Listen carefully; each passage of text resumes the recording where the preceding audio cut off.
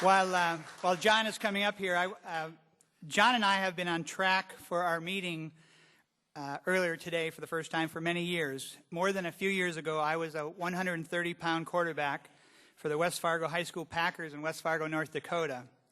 John Gagliardi did not recruit me, so I ended up going to McAllister College in St. Paul, Minnesota, a school renowned for its football record of 50 consecutive losses in the 1970s. John went on to win 3 national championships. He ended up with more victories than any other college football coach in history. He was one of the few people inducted into the College Football Hall of Fame while still an active coach. And ESPN named him number 5 on the list of the top 10 football coaches in history. Perhaps his decision not to recruit me worked out okay for him. John Gagliardi is exactly the kind of coach who deserves the Ronald L. Jensen Award for Lifetime Achievement. John Gagliardi, ladies and gentlemen.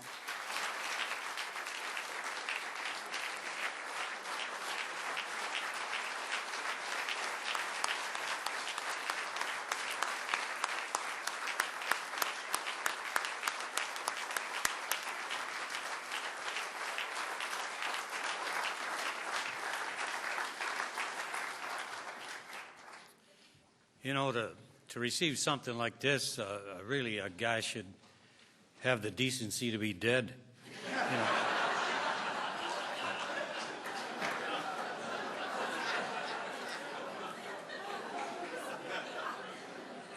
But I am happy to be here. And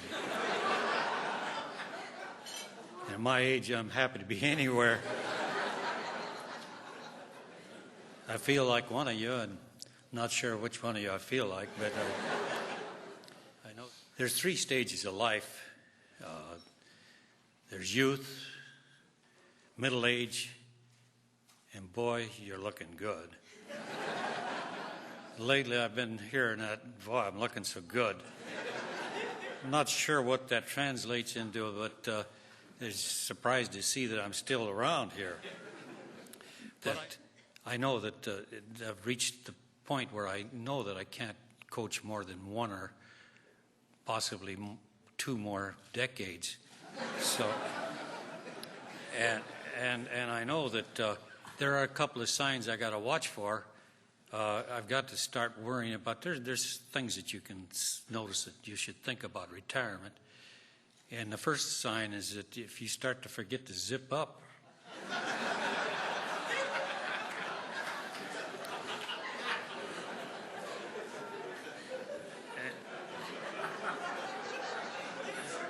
Then you really got to start really thinking about it pretty carefully when you start to forget to zip down.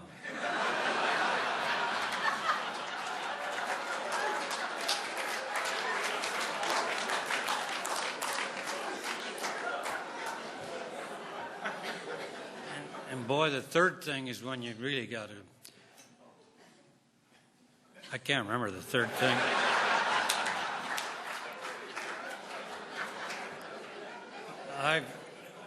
I've been at St. John's a long time because, you know, when we won our 4th national championship or 3rd, Father Dietrich gave me he thought it was safe to give me, Brother Dietrich, pardon me for promoting you to Father. I meant demoting. But he felt it was safe now to give me a lifetime contract. But he's got a couple of clauses in there that they can, if we start losing to St. Thomas, that they can give me the last sacraments and declare me dead. Well, I'm here to say that, you know, to recognize the fact that as every guy knows here, that behind every successful guy, there is a very, very surprised mother-in-law.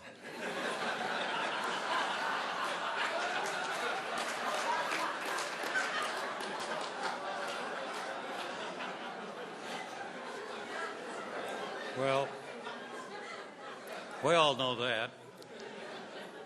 Of course, when we first got married, I said to Peggy, my wife, I said, I don't know much about marriage, so I've been coaching a while, so let's handle this like I handled football.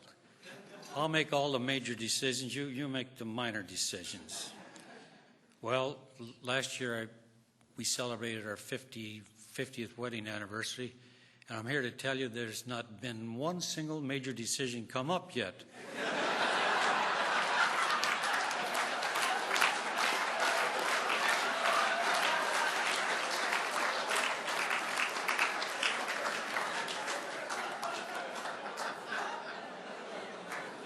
Well, a couple of years ago, I get an honor like this in Minneapolis, and the person called me. He got carried away with himself, and called me a great and noble man. And on the way back to St. John's, I was kind of quiet, and Peggy said, "What are you thinking about?" I said, "Gee, I'm just kind of wondering how many great and noble men there are in this world." She said, "I don't know for sure, but there's one less than you think there are."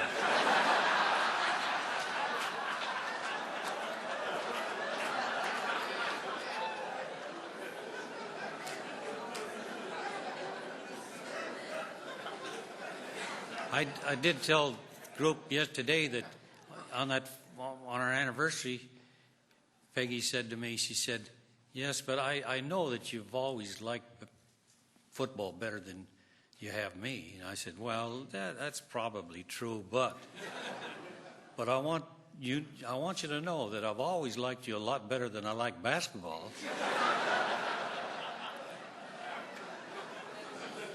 So, and you know that when I first signed, my first game at St. John's a long time ago.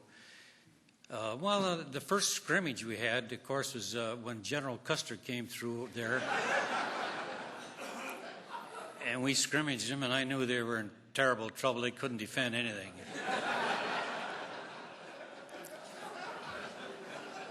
But in our first game against St. Cloud State, we got a big lead. And it got into the fourth quarter, and we looked around to see, we tried to get everybody in the game. Said, "Who hasn't played?" And we had 2 minutes to go. Said, this little quarterback, freshman quarterback that just got on the team this week, he hasn't been in the game. So I called him over and I said, "Come on in. You're the only guy that hasn't been in the game." He said, "Oh, I don't know the plays." He says, "I just got here and ran a few scout plays." I said, "Well, can you take the snap from the center?" He says, "Yeah, the guy I've been working with is in there." I said, "Well, there's only 2 minutes to go. Take the snap and run as fast as you can around the left end.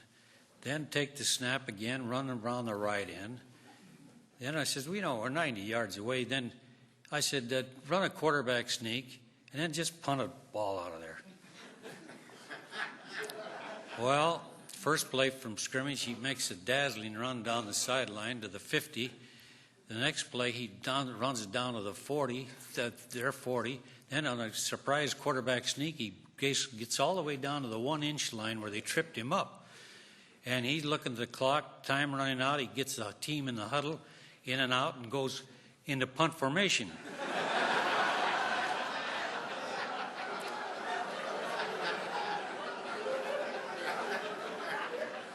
And with time running out, he punts the ball clear out of the stadium.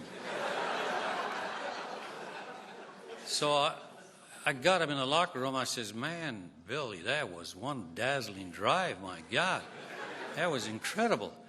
But what were you thinking about on that last play?" He says, "All I could think about is what a dumb coach St. John's hired here."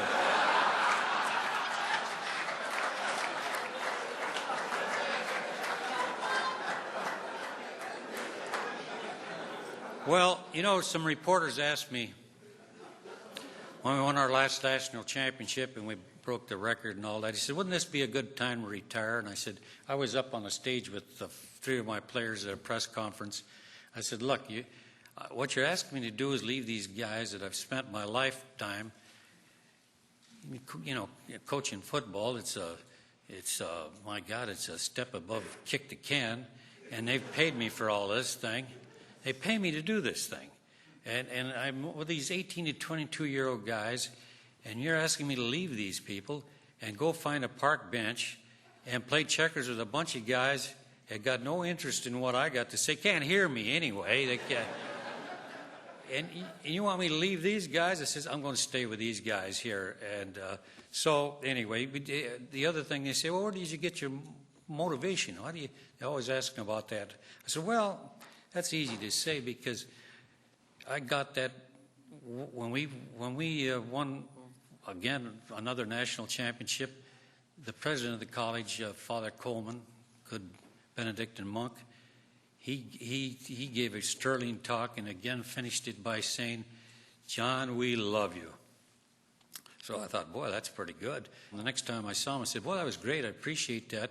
But are you going to still love me if we start losing to St. Thomas? Oh, John, we're going to still love you, and boy, we're going to miss you a lot too. Well,